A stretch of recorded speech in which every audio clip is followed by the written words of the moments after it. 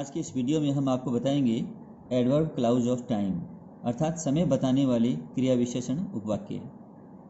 तो सबसे पहले इस भाग के जो कंजक्शन है वो मैं आपको बता दूं कि इसके जो कंजक्शन है इस एडवर्ब क्लाउज ऑफ टाइम के जो कंजक्शन है, दो क्लाउजों के बीच में जो हम कंजक्शन यूज़ करेंगे वो कंजक्शन इस प्रकार से हैं। जैसे कि टिल का प्रयोग हम करते हैं, टिल है, अनटिल है, जस्ट एज है, एज सुन एज है, वाइल है, व्हेन है, इमीडिएटली है, बिफोर है, आफ्टर है, एज है, सिंस है, दी सूनर है, हार्डली व्हेन का यूज़ है या फिर स्केर्सली व्हेन का यूज़ है, नो सूनर का यूज़ है। इसके बाद में हम देन का यूज़ करते हैं। नो सूनर के बाद देन कौन सा? THAN than. तो इस प्रकार से इस भाग के कंजक्शन है। तो हम आज आपको इस वीडियो में वाइल से बनने वाले कुछ क्लाउज बताएंगे। जैसे वाइल का मतलब होता है जब या जबकि, या जब या जबकि। तो इसका हम यूज़ तभी करते हैं जब दो काम एक साथ साथ चलते हैं, यानी साथ साथ होने वाले कार्यों के लिए हम इसका यूज़ करते हैं। तो अब क्या है कि देखिए इसका जो पहला सेंटेंस है आज का, तो जैसे मैं यहाँ लिखूँ कि जैसे ही वॉज ईटिंग, वह खा रहा था। क्या काम कर रहा था? वो खा रहा था, खाना खा रहा था। वाइल जबकि, I was watching, I was watching TV, जब मैं टीवी देख रहा था। ही वॉज ईटिंग, वह खाना खा रहा था। While I was watching TV, जब मैं टीवी देख रहा था। यानी जब मैं टीवी देख रहा था तो वो क्या कर रहा था? खाना खा रहा था। तो ये क्लाउज है, ये भी क्लाउज है, लेकिन दोनों में कार्य जो है एक साथ हो रहा है। इधर भी हो रहा है और इधर भी हो रहा है। तो दोनों कार्य एक साथ चल रहे हैं, तो साथ साथ घटित होने वाले कार्यों के लिए हम वाइल का यूज करते हैं। ये बात ध्यान रखनी है। तो अगला सेंटेंस भी देख लीजिए। अब जैसे अगर मान लीजिए मैं यहाँ लिखूँ कि अब पहले लिख लेते हैं इसको अब की बार, कि आपको ना लगे कि इसका यूज़ बीच में ही होता है। नहीं, बीच की मतलब नहीं है, आगे पहले भी कर सकते हैं। यहाँ सेंटेंस जो है आपका क्लाउज है, क्लाउज से पहले भी कर सकते हैं, लेकिन उस टाइप का क्लाउज होना चाहिए ना फिर। तो जैसे अब मैं यहाँ लिखूँ कि वाइल आई वॉज स्टडिंग, जब मैं पढ़ रहा था। वाइल आई वॉज स्टडिंग, जब मैं पढ़ रहा था। तो यहाँ हमें कॉमा लगाना पड़ेगा क्योंकि वाइल को पहले ले लिया ना। तो इन दोनों क्लाउज के बीच में वाइल लगा था, तो हमें यहाँ कॉमा लगाने की आवश्यकता नहीं हुई और कॉमा नहीं लगाना चाहिए। अब क्या है कि वाइल का यूज़ हम क्लाउज से पहले कर रहे हैं, तो अब क्लाउज के पहले लग गया तो दूसरा क्लाउज आएगा, ये तो निश्चित है। तो क्लाउज के दूसरे क्लाउज के आने से पहले, अर्थात ये कहें कि पहले क्लाउज के समाप्त होने के तुरंत कॉमा लगाएंगे और उसके बाद में हम क्या करेंगे? दूसरा क्लाउज लिखेंगे। ही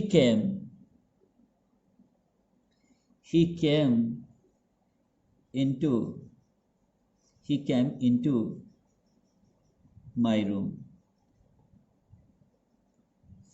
while I was studying, जब मैं पढ़ रहा था। he came into my room, वह मेरे कमरे में आया, वह मेरे कमरे में आया। तो आने के समय जो वो तो चलकर आया है ना, चलकर जब कमरे में आता है, कोई चीज़ बाहर से गति करती हुई किसी चीज़ के अंदर प्रवेश करती है तो इनटू होता है। ये भी हम साथ साथ में बताते चलें, प्रीपोजिशन इनटू का यूज होता है। यह इस भाग में बताना मेरा इरादा नहीं है कि जो है प्रीपोजिशन का यूज़ हम इसमें बताएं, लेकिन सभी चीज़ों को मैं एक साथ लेकर चलता हूँ कि काफ़ी सारी जानकारी आपको मिलती रहे। तो हमारा जो कंजक्शन है वाइल आई वॉज स्टडिंग, जब मैं पढ़ रहा था, जब मैं पढ़ रही थी। ही केम इनटू माय रूम, वह मेरे कमरे में आया। तो इस प्रकार से जो है हम वाइल का यूज़ करते हैं। दो कार्य जब साथ साथ घटित होते हैं, यानी कि इस समय मैं तो पढ़ रहा था और उस समय क्या हो रहा था, क्या हुआ था? वह कमरे में आया। तो उसका कमरे में आना और मेरा उस समय पढ़ते रहना, दोनों काम एक साथ हुआ है। ठीक है, तो आगे पीछे नहीं है, दोनों काम जब एक साथ हों तो हम वाइल का यूज़ करते हैं। चलिए ये तो हो गया आपका। अब जो है मैं आपको दूसरा टॉपिक ले रहा हूँ। जैसे मान लीजिए अब हम जो बिफोर का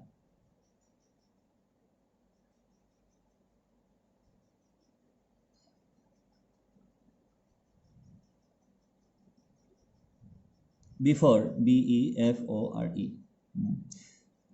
बिफोर का अर्थ होता है पहले, ठीक है। जैसे वाइल का अर्थ है जब, और बिफोर का अर्थ है पहले, यानी के पहले। तो ये जो बिफोर का जो यूज़ है, हम किसी घटना के पूर्ण होने, जैसे कोई घटना है, घटना के पूर्व कोई काम हो गया हो तब हम करते हैं। जैसे कोई घटना घटित होती है उससे पहले कोई काम हो गया हो तो हम बिफोर का यूज करते हैं।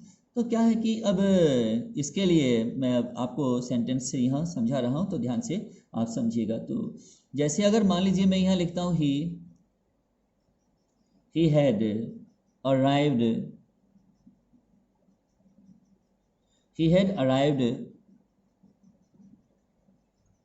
बिफोर प्रीपोजिशन भी है वैसे, लेकिन यहाँ जो कंजक्शन के रूप में यूज किया जा रहा है क्लाउज में जब इसका यूज होगा तो ये कंजक्शन कहलाएगा। जोड़ने का काम कर रहा है, जब दो वाक्यों को जोड़ने का काम करे, दो क्लाउज को जोड़ने का काम करे तो वो कंजक्शन कहलाता है। वो वर्ड जो है, जोड़ने वाला जो शब्द है वो कंजक्शन कहलाता है। तो बिफोर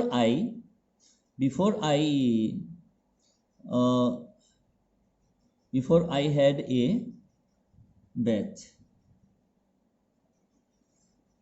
हैव ए बैथ का मतलब है स्नान करना, तो यहाँ स्नान किया, हमें पास्ट इंडेफिनिट बनाना है, तो हैड ए बैथ का मतलब है स्नान किया, ठीक है। बिफोर आई हैड ए बैथ, मेरे स्नान करने से पहले। मैंने कहा ना, बिफोर का प्रयोग तब करते हैं जब किसी घटना के घटित होने से पहले कोई काम हो चुका हो। तो इस घटना की, यानी कि मेरे स्नान करने से पहले एक काम हो गया है। क्या हो गया था वो काम? ही हैड अराइव्ड, वह पहुंच गया था, वह पहुंच चुका था। बिफोर आई हैड ए बैथ, मेरे स्नान करने से पहले। तो इस घटना के घटित होने से पहले ये घटना घटित हो गई थी, हो चुकी थी। चलिए इसके लिए दूसरा सेंटेंस, दूसरा क्लाउज जो है, और आप देख लीजिए दूसरा क्लाउज जो है। जैसे अगर मान लीजिए मैं यहाँ लिखूं कि please B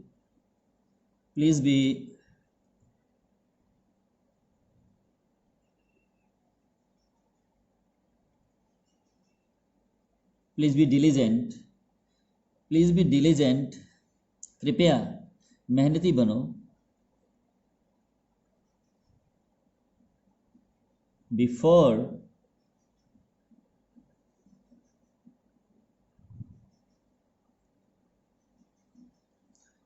spoiling your career, अपने कैरियर को बिगाड़ने से पहले, यानी कि आप अपना कैरियर बिगाड़ रहे हैं, अपने कैरियर को बिगाड़ने से पहले मेहनती बनो, कृपया मेहनती बनो। बिफोर स्पॉइलिंग योर कैरियर, अपने कैरियर को बिगाड़ने से पहले या खराब करने से पहले, अपने कैरियर को खराब करने से पहले मेहनती बनो, कृपया मेहनती बनो। अब देखना ये है कि अब ये बिफोर का हमने कुछ कार्य, जो बिफोर का यूज़ किया है, ये कंजक्शन है। अब क्या है कि कंजक्शन के बाद में हम अलग अलग टाइप के जो सेंटेंस जो है, क्लाउज है, आपको समझा रहे हैं। अब जैसे इसके अंदर जो है, ये परफेक्ट का था और ये पास्ट इंडेफिनिट का था। हमने किसका यूज़ किया है? बिफोर का। इस घटना के घटित होने से पहले ये घटना घटित हो चुकी थी ना। अब क्या इसमें क्या है कि प्लीज़ बी विजिलेंट, कृपया मेहनती बनो। मेहनती बनने के लिए कहा जा रहा है, पहले ये काम करो। बिफोर स्पॉइलिंग योर कैरियर, अपने कैरियर को खराब करने से पहले, अपना कैरियर जो तुम लोग खराब कर रहे हो, कहने का मतलब कि आप अपना कैरियर जो है खराब कर रहे हैं, पर खराब करने से पहले ये काम करो ना कि प्लीज बी डिलीजेंट, ये डी है, please be diligent before spoiling your career. तो यहाँ क्या है कि अब मेहनती बनने की बात हो रही है इस काम से पहले। अब देखना ये है कि बिफोर के बाद में हमने ये जो स्पॉइलिंग का जो यूज़ किया है, ये यहाँ आपको ध्यान होना चाहिए। मैंने कई वीडियो में ये बहुत अच्छी तरह से स्पष्ट किया है, बताया भी है बहुत बार कि बिफोर ये जो एक कंजक्शन है, कंजक्शन ये आया कहाँ से है? प्रीपोजिशन से आया है। तो ऐसे जो कंजक्शन जो प्रेपोजिशन में भी होते हैं तो उनके बाद में हम क्या करते हैं, जेरन का यूज़ करते हैं। ठीक है, आने वाला जो वर्ब है वो उसमें आईएनजी लगाएंगे तो वो जेरन कहलाएगा। तो बिफोर स्पॉइलिंग योर कैरियर, अपने कैरियर को खराब करने से पहले कृपया मेहनती बने। देखिए अगला सेंटेंस क्लाउज जो है, अगला क्लाउज है जैसे कि मान लीजिए अगर मैं यहाँ ही लिखूं, ही विल कॉल, वह कॉल करेगा, before he reaches the town, कस्बे में पहुंचने से पहले। अब देखिए कि इसमें यह है, अब ये ही रीचेज द टाउन, वह कस्बे में पहुंचता है, लेकिन ये टेंस कौन सा है, ये प्रेजेंट इंडेफिनिट है। और इधर क्या है, ही विल कॉल, वह कॉल करेगा। ठीक है, ये कौन सा है, ये फ्यूचर इंडेफिनिट है, लेकिन ये फ्यूचर इंडेफिनिट है और ये प्रेजेंट इंडेफिनिट है। ये प्रेजेंट इंडेफिनिट होकर भी ये भविष्य को दिखाता है। कैसे दिखाता है, आइए इसकी हिंदी जान लेते हैं। ही विल कॉल, वह कॉल करेगा। क्या उसने कॉल कर दिया, नहीं किया, करेगा, वो कॉल करेगा।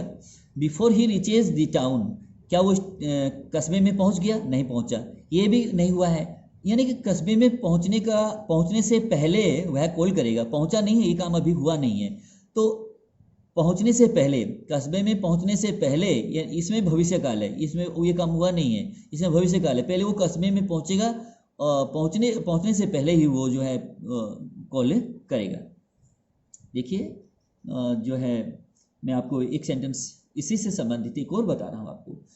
जैसे मान लीजिए अगर मैं कहूँ कि आई कैंट कम, मैं नहीं आ सकता, आई कैंट कम, मैं नहीं आ सकता, बिफोर आई हैव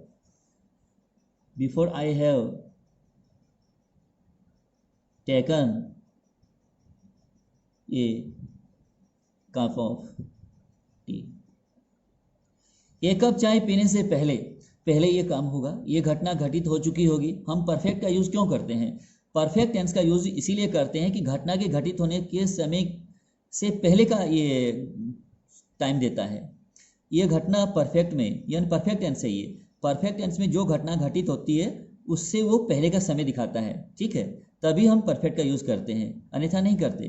तो आई कैंट कम, मैं नहीं आ सकता, before I have taken a cup of T, जब तक मैं एक कप चाय नहीं पी लेता, यानी मेरे एक कप चाय पीने से पहले मैं नहीं आ सकता, पहले ये काम करूँगा, उसके पहले मैं नहीं आ सकता। यानी इसमें जो है, इसमें काम को पूर्ण दिखाया गया है कि अभी तक जो है ये काम जो है, ये काम हो जाएगा, यानी हो चुका होगा, उससे पहले ये काम हो जाएगा, उससे पहले मैं नहीं आ सकता। ठीक है, तो अब क्या है कि बिफोर के बाद में हमने यूज़ किया है प्रेजेंट परफेक्ट टेंस का। ठीक है, तो इस क्लाउज के और इस क्लाउज के बीच में हमने बिफोर का यूज़ किया है, तो ये भी आप समझ चुके हैं। अब जो है हम थोड़ा सा टॉपिक को चेंज कर लेते हैं। अब हम जो टॉपिक लेने वाले हैं, सिंस लिख लेते हैं। सिंस का मतलब क्या होता है, सिंस का मतलब होता है, सिंस का अर्थ होता है तब से लेके अब तक, यानी कि कोई काम हुआ था भूतकाल में, कोई घटना घटित हो गई थी भूतकाल में, वो घटना घटित हुई थी तब से लेकर के, उस समय से लेकर के अब तक, यानी कि अब तक का मतलब है प्रेजेंट परफेक्ट, और तब का मतलब है पास्ट इंडेफिनिट, यानी कि वो काम तो हुआ था पास्ट इंडेफिनिट में, और उस समय से लेकर के अब तक का दायरा जो है, अब के समय तक वो टच कर रहा है, तो अब क्या है, प्रेजेंट परफेक्ट टेंस होगा। ठीक है, तब से लेकर अब तक का मतलब है पास्ट इंडेफिनिट और present indefinite, present perfect tense, past indefinite और प्रेजेंट परफेक्ट टेंस, इसका मतलब ये हुआ। चलिए अब देखते हैं इसका क्या मतलब हुआ, आगे सेंटेंस के माध्यम से जानते हैं। जैसे अब मान लीजिए मैं लिखूं कि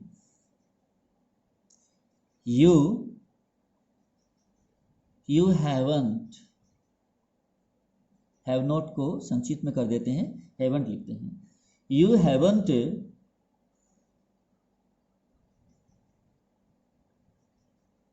completed, you haven't completed even a work, even a work, आपने एक काम भी पूरा नहीं किया है। You haven't completed, आपने पूरा नहीं किया है, even a work, एक काम भी, even का मतलब भी होता है, एक काम भी आपने पूरा नहीं किया है। ये प्रेजेंट परफेक्ट हुआ। Since the day broke, जब से दिन निकला है, दिन निकला, ये बात तो सही है, दिन निकला। द डे ब्रॉक, यहाँ दिन टूटा नहीं है, दिन टूटते नहीं है, दिन निकलने की बात हो रही है, ठीक है।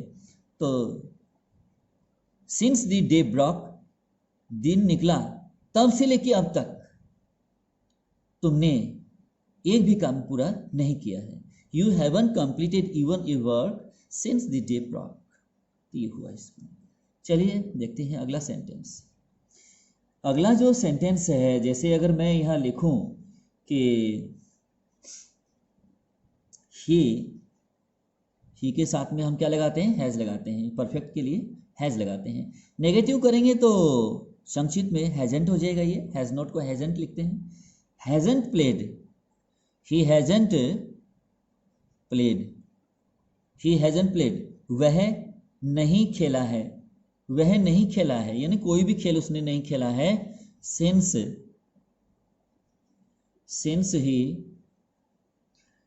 ही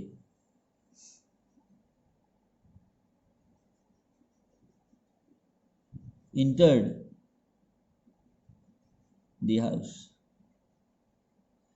जब से वह घर में प्रवेश किया है, घर में उसने प्रवेश किया।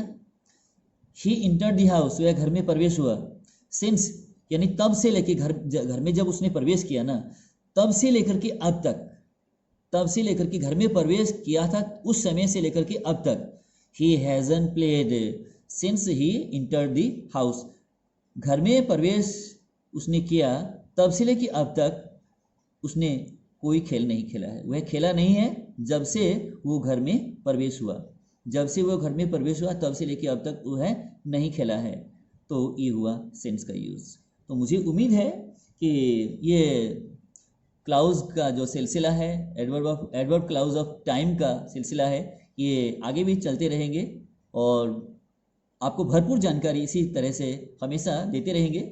और काफ़ी बड़ा वीडियो तो बनाना नहीं चाहते हैं क्योंकि वक्त इसमें आपको भी काफ़ी लगेगा, इतना टाइम किसी के पास नहीं होता है, तो इसीलिए हम छोटे वीडियो ही बनाना पसंद करते हैं आपकी ख्वाहिश पूरी करने के लिए। तो ठीक है, ये वीडियो आपको पसंद आ गया होगा। अगर सारे वाक्य समझ में आ जाएं और पसंद आ जाए तो आप इस वीडियो को अधिक से अधिक लाइक कीजिएगा और उससे भी अधिक शेयर कीजिएगा। Thank you.